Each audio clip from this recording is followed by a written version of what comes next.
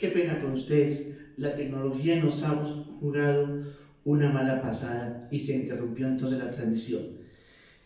Bien, les decía entonces, ¿qué buscamos nosotros al leer estos textos? Conocer más a Jesús, para que conociéndolo lo amemos y amándolo lo sigamos. Entonces, bueno, y a partir de este texto, entonces nosotros, ¿qué podemos conocer de Jesús? Veamos entonces algunos detalles que se nos revelan de Jesús en el texto leído. En primer lugar, vale la pena rescatar lo siguiente: Jesús es una persona totalmente conducida por el poder, por la fuerza, por el dinamismo del Espíritu Santo. Nada hace Jesús, en últimas, que no sea fruto de la acción del Espíritu Santo que habita en él como en su lugar más propio. El Espíritu es quien conduce, quien obra en todo lo que hace Jesús. Cuando Él habla, ¿quién, podría uno decir, quién pone allí la palabra, la fuerza de la palabra, la autoridad de la palabra de Jesús? El Espíritu Santo. Cuando enseña, por ejemplo, se dice Jesús enseña con autoridad. ¿Quién es el que pone las palabras? ¿Quién es el que da la fuerza de la palabra a lo que dice Jesús? El Espíritu Santo. Cuando vemos nosotros esas expresiones de compasión, de clemencia, de misericordia de Jesús, ¿quién es el que está poniendo estos sentimientos propios de Dios en Jesús y los está Jesús simplemente dejándolos traducir? El Espíritu Santo. Cuando Él orienta su vida según un proyecto de vida que Él lo llamó el reinado de Dios o el imperio de Dios, les he dicho que es la mejor traducción, entonces ¿quién es el que lo compromete, el que lo mueve a actuar así, buscando el imperio de Dios, a comprometerse toda su vida en ese proyecto? El Espíritu Santo. Entonces es maravilloso ver una cosa: toda la vida de Jesús está conducida por el Espíritu Santo. Apenas recibió el bautismo, Él entendió que Él era el Hijo. ¿Quién? El Hijo amado del Padre. ¿Quién se lo dijo? El Padre, con la palabra que allí en el bautismo manifestó: este es mi Hijo amado. Pero por otra parte, dice el texto, el Espíritu descendió sobre Él y descendió casi como la paloma a su nido más propio. Y yo les dije que la paloma es fiel al nido. ¿El nido quién era? Jesús. ¿Y quién desciende entonces para morar allí y quedarse allí? Y como en su lugar más propio, el Espíritu Santo. Y desde allí comienza a empujar a Jesús al desierto, a empujarlo a evangelizar, a empujarlo también a anunciar ese primer llamado: conviértanse, conviértanse, el reinado de Dios está cerca. Bien, entonces, primer detalle: toda la vida de Jesús es una vida conducida por la fuerza, el poder del Espíritu Santo. Y Jesús lo que hace es simplemente ser dócil, dejarse conducir, dejarse modelar por el Espíritu Santo. Segundo detalle, entonces, todas las palabras, los signos, la persona misma de Jesús, ¿qué están mostrando? Que Dios está con él. ¿Quién se lo asegura? El Espíritu Santo. Tercer detalle: Jesús va donde sus paisanos, a Nazaret, a la sinagoga. Va donde sus familiares, allí en Nazaret. Y entonces uno se pregunta también por esa intención. ¿Qué intención hay allí detrás de Jesús? Voy a intentar comenzar también por mis paisanos, por mi familia. Después sabemos el desenlace, que lamentablemente no le fue muy bien, porque como lo conocían Entonces, tan familiarizados estaban con él, que entonces se preguntaban, ¿y de dónde sacó? ¿De dónde esa sabiduría y esos milagros y esos signos? Nosotros lo conocemos. Tanta familiaridad con Jesús de sus paisanos les impidió el paso a acogerlo, a creer en él. Cuarto detalle. Si Jesús va a la sinagoga y el Evangelio de Lucas nos dice que, según su costumbre, ¿qué significa esto? Que desde pequeño Jesús también se puso en un proceso de formación, de instrucción. En la sinagoga se instruía, y se instruía en la palabra de Dios, se formaba en la palabra de Dios. De hecho, Jesús cita varias veces textos de la Escritura, conocía la palabra, con la que él también se había familiarizado en la instrucción recibida en la sinagoga, muy seguramente de su pueblo, porque también el texto lo dice, que según la costumbre fue a la sinagoga.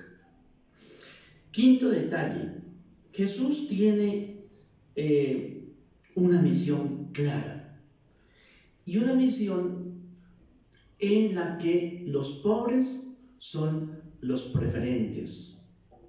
La opción preferencial de Jesús es por ellos, y por eso toma ese texto de Isaías y nos dice que los pobres, los ciegos, los oprimidos, los cautivos son los destinatarios de la tarea evangelizadora, que Él viene a anunciar, a proclamar buena noticia para estos 4 grupos que nosotros hemos sacado de leer.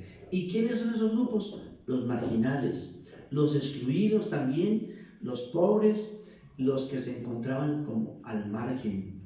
El Papa Francisco nos dice, la periferia es el centro. Son los de la periferia.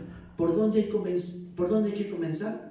Por los de la periferia, los que están al margen, los excluidos, porque ellos son los que están en el corazón de Dios.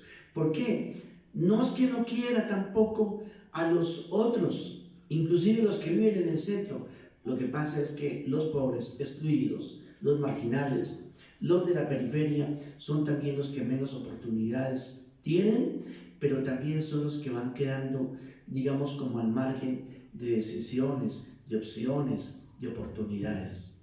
Entonces, por eso comienza haciendo Jesús de los pobres su opción preferencial en su misión. Otro detalle que podemos ver de Jesús. El anuncio de Jesús es ante todo un anuncio de misericordia. Lo que Él viene precisamente a presentarnos es el rostro.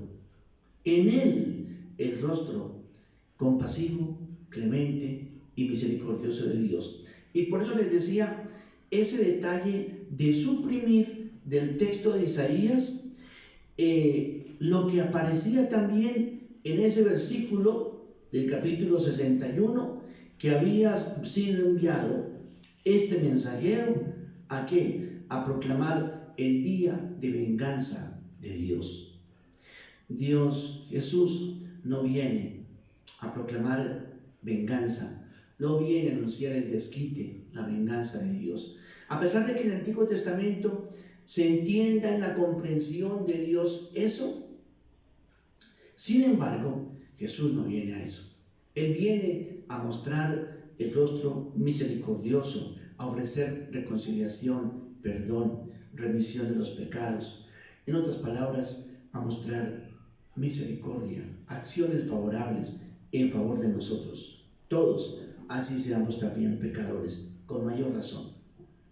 Séptimo detalle, todo el Antiguo Testamento, eso es bueno entenderlo, todo el Antiguo Testamento se entiende solo si se pasa por Jesús. Ayer una persona me escribía que cómo entender precisamente la violencia en el Antiguo Testamento. Un Dios como que manda causar daño, que quiere como la guerra también y que habla de venganza. y les decía, pero digamos, alguna pista demos. El Antiguo Testamento tiene que pasarse por Jesús. Y no creer entonces que en el Antiguo Testamento aparece un Dios como malo, un Dios como que ama la violencia. No, nuestro Dios no es así. Simplemente hay que entender que la comprensión de Dios pues corresponde a ese momento histórico en el que no había otra forma también. Dios se iba revelando poco a poco, pero se revela en una cultura y en una mentalidad que corresponde a esa época. Entonces no podemos pedirle a los de esa época que entendamos a Dios como lo entendemos nosotros. ¿Por qué? Porque hasta ahora estaban tratando de entender cómo era Dios, quién era Dios. Y en su imagen cabían varias cosas que nosotros no podemos aceptar precisamente cuando se pasan con Jesús. Entre otras cosas, por ejemplo, que a Saúl Dios lo mande matar hombres, mujeres, niños de pecho, como aparece ahí en el libro de Samuel, y que prácticamente es por eso que Dios lo rechaza. Entonces hay que entender esos textos siempre desde Jesús. Por eso el Antiguo Testamento no se entiende sin Jesús, porque Jesús es como la luz que ilumina todo lo acontecido. Recuerden ustedes que en la transfiguración aparece a un lado, ¿sí?, de Jesús, Moisés, la ley y también Elías. En otras palabras, como diciéndose, en Jesús la ley se entiende, lo que escribió Moisés o lo que se atribuye a Moisés. Y en Jesús se entiende también lo que escribieron los profetas. Es Jesús como el criterio para entender, la clave para entender el Antiguo Testamento. Sin él no se entiende cómo es Dios. Bien, es importante tener en cuenta eso. Bien, y a nosotros este texto que nos dice muchas cosas, pero en primer lugar un llamado, dejarnos también nosotros como Jesús, conducido por el Espíritu Santo. Yo les he dicho, y es mi comprensión, ¿qué es el Espíritu Santo? Dios habitando, morando en nosotros y actuando desde el interior de nosotros. Cuando nosotros, como Jesús, en docilidad al Espíritu, lo dejamos actuar, lo dejamos que Él conduzca, que Él guíe, oriente, nos empuje precisamente a hacer lo que le parece o lo que le agrada a Dios. Es como un primer llamado que nosotros podemos descubrir a este texto. Por eso hay que pedirlo. Pidamos. Lo que más le gusta a Dios regalar es precisamente su Espíritu. Cuando Jesús dice allí en Lucas capítulo 11, pidan y se les dará, busquen y encontrarán, llamen y se les abrirá. Y termina diciendo, digamos, que si ustedes son malos, si ustedes que hacen cosas malas, saben dar cosas buenas a sus hijos, con cuánta mayor razón no dará el Espíritu Santo a quien lo pida. Lo que más le gusta a Dios que le pidamos, antes que cualquier otro bien, es la presencia de Él en nosotros, a través de su Espíritu Santo. Un segundo llamado que es bueno atender a partir del texto que hemos escuchado. Si la prioridad de Jesús fueron los pobres, son los pobres, si los de su objeto o su amor preferencial en Dios son los pobres, pues esa también debe ser nuestra opción en la vida. Una misión, la que cada uno va descubriendo de a qué se siente llamado en esta vida.